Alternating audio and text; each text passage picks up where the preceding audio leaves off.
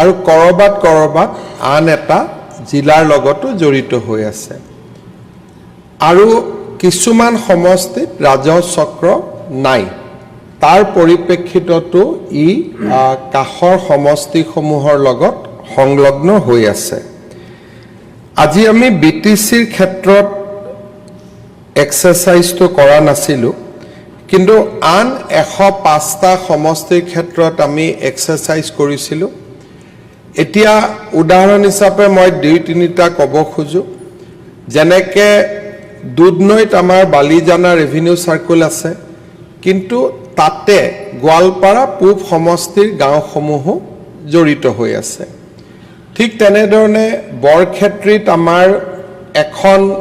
পঞ্চায়ত হৰ্থেবাৰী বা বৰপেটা সমষ্টিৰ লগত জড়িত হৈ আছে তেনেকে আমাৰ টিংখঙৰ গাঁও নাহৰকটীয়াৰ লগত জড়িত হৈ আছে সেইবাবে আজি আমি এটা প্ৰথম পৰ্যায়ত এটা এসেসমেন্ট কৰি জিলা উপায়ুক্তসকলক মই 2 দিনৰ ভিতৰত আমাক প্ৰস্তাৱ পঠাব কৈছো যে কোনো সমষ্টিৰ গাঁও যাতে এমএলএ এৰিয়াৰ বাহিৰত নাথাকে আৰু মই উদাহৰণ দিব পাৰো যেনেকে গোলাঘাট সমষ্টিৰ বহু কেইখন গাঁও দেৰগাঁও সমষ্টিত আহিছে কিন্তু ৰেভিনিউ সাৰ্কেলটো এতিয়া গোলাঘাটতে আছে তেনেকে তিতাবৰৰ পুৰণা 10খন গাঁও গোলাঘাট জিলাত আহিলে সমষ্টি গোলাঘাট কিন্তু ৰেভিনিউ সাৰ্কেল এতিয়াও তিতাবৰৰ লগত সংলগ্ন হৈ আছে সেই তাৰ পৰিপ্ৰেক্ষিতত ডিসি সকলক আমি এটা নিৰ্দেশ দিছো যে ৰেভিনিউ সাৰ্কেল আৰু এলএসি কো টাৰ্মিনাস হ'ব লাগিব যাতে কোনো এমএলএ নিজৰ সমষ্টিৰ বাহিৰত যাব নালাগে ৰেভিনিউ সাৰ্কুলৰ কাৰণে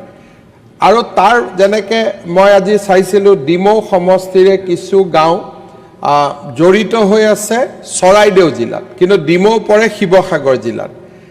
আজিৰ পৰা আমাৰ ডিসি সকলে এই এক্সাৰসাইজটো কৰিব আমি কটো ৰেভিনিউ সাৰ্কুল উদ্ৰ নকৰো কৰবাত যদি 3টা আছে 3টাই থাকিব 2টা আছে 2টাই থাকিব মাত্ৰ গাঁও বিলাক ট্ৰান্সফাৰ হ'ব